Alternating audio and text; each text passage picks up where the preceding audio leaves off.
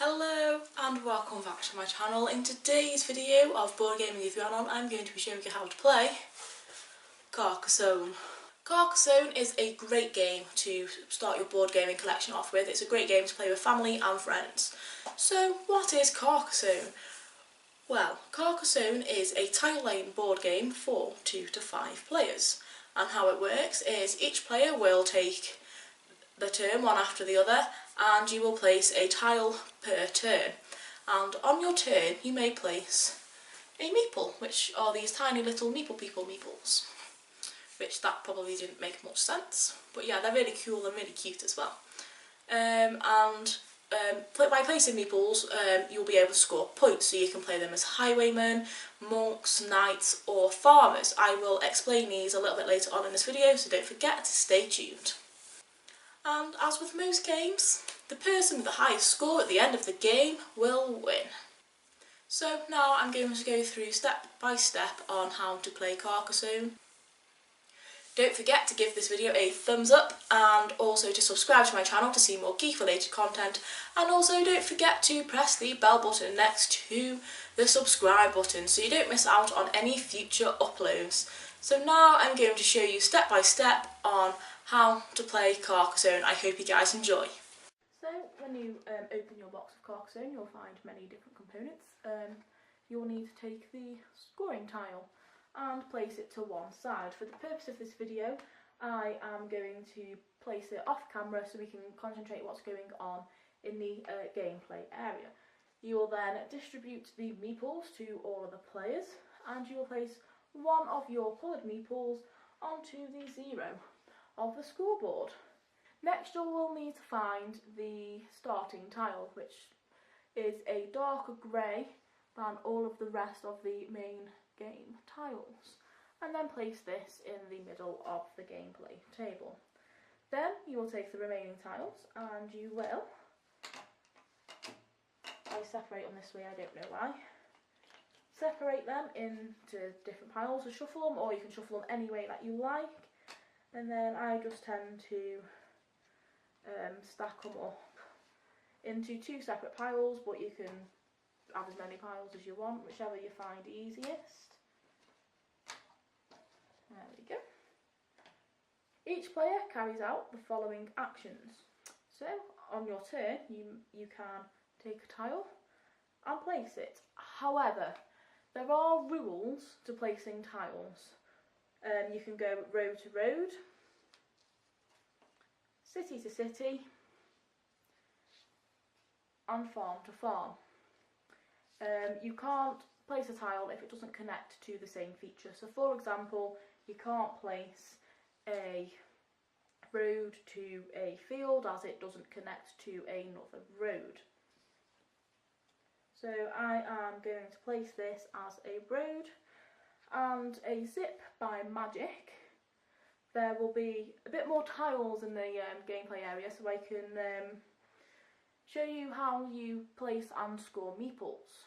So in 3, 2, 1, we have some more tiles and a few meeples have already been placed.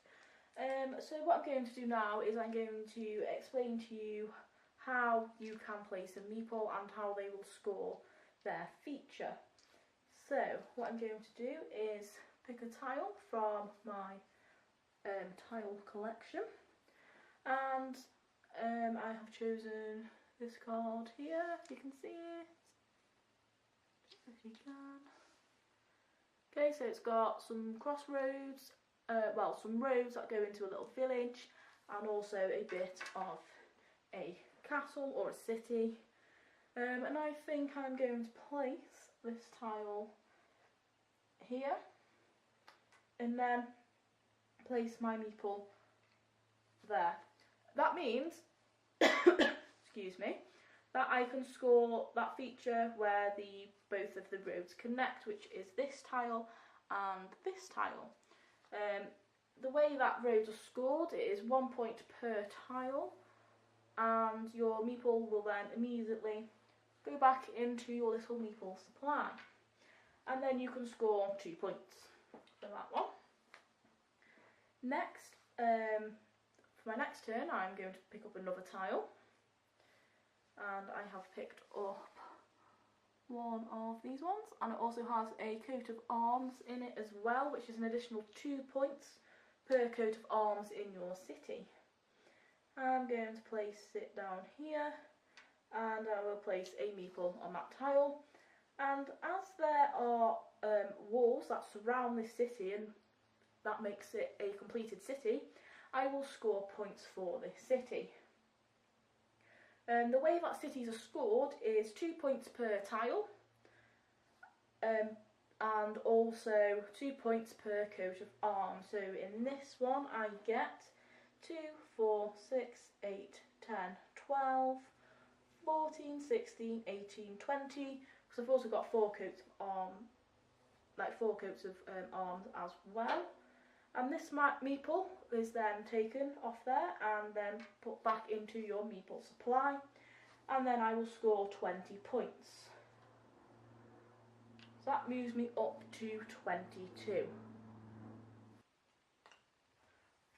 That next tile I've picked is a monastery, if it will, there we go, and I will place it by here.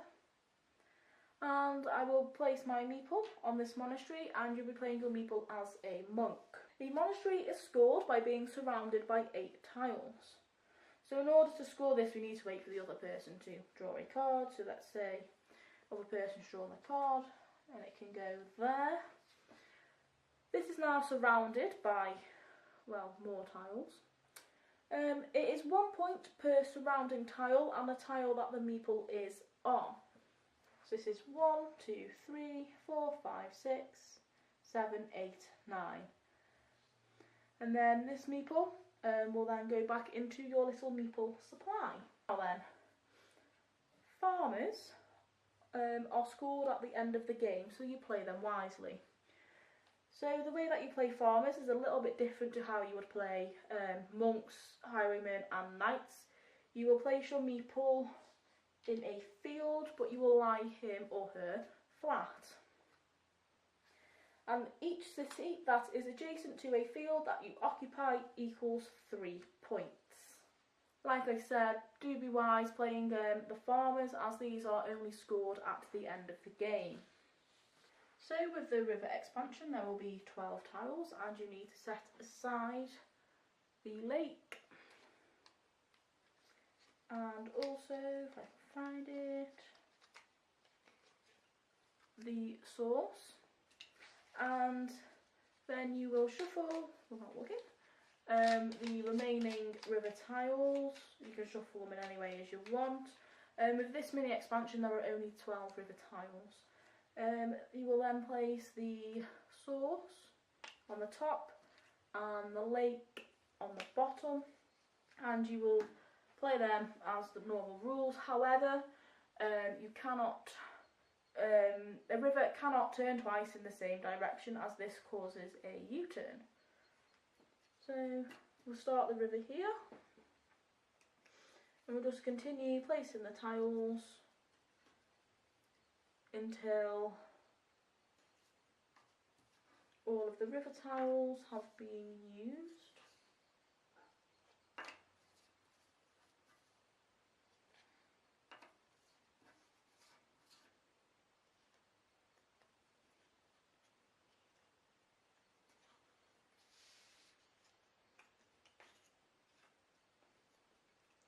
There we go.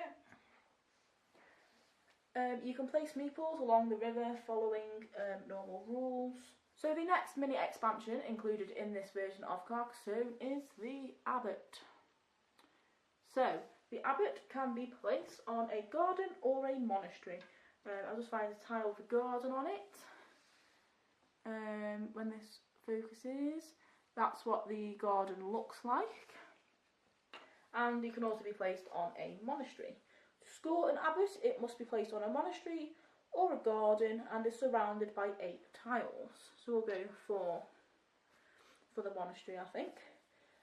You will score 9 points, so that is 1 point for the tile that you're on and 8 points for the surrounding, and a point per surrounding tile, which is 8, so you're getting 8 points in total. So the next mini expansion I'm going to explain to you is the mini Abbot expansion. The Abbot looks like this.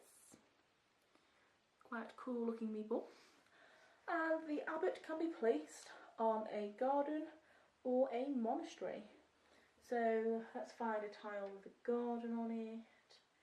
Go for this one. So when this decides to focus, that's the garden there.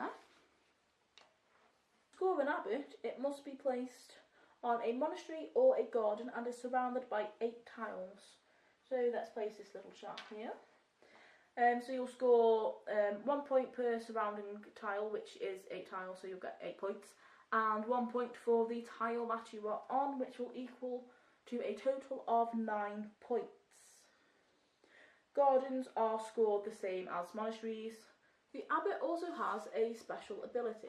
During Action 2, if you decide not to place a meeple, you are allowed to take back your Abbot. If you do this, you score as many points the Abbot scores at that time. Abbots are scored in the same way as the end of game scoring points. Back to the normal rules now. Scoring continues even when the last tile is placed. So this means that you will score points for any incomplete features that your meeple is on. There is a couple of examples here. So you will score 1 point per tile for each incomplete road. So I would score 1, 2, 3, 4, 5, 6, 7, 8 for this road. So I've moved myself 8 places. And I would also score another 2 points for this road here. For cities, you will score 1 point per tile and 1 point per coat of arms. So we have an incomplete city here. So I will get 1, 2, 3, 4, 5, 6, 7, 8, 9 points. And for any incomplete monasteries, you will score 1 point and 1 point per adjacent tile. So that's 1 point for the tile that you're on and 1 point per adjacent tile. So it's basically a bit similar to if it was surrounded by 8 tiles. So say, for example, that tile wasn't there, you will still score points, but you'd only score 7 points because it's an incomplete monastery. Thank you guys so much for watching this video. I hope you guys enjoyed it. If you did, give it a thumbs up. And also don't forget to subscribe to my channel to see more geek related content. And also don't forget to press that notification bell so you don't miss out on any future uploads. Put a comment in the comment section down below on what your favourite board game is and why. And I will see you all again soon. Thank you all again for watching. Bye!